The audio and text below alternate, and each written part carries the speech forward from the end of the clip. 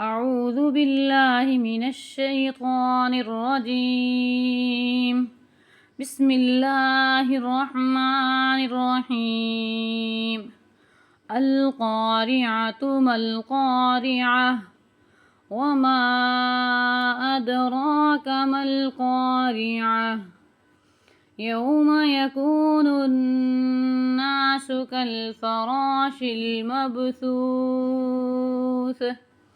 وتكون الجبال كالعهن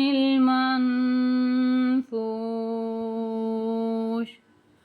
فأما من ثقلت موازينه فهو في عيشة راضية وأما من خفت موازينه فأمه هاوية وما أدراك ما هي نار حامية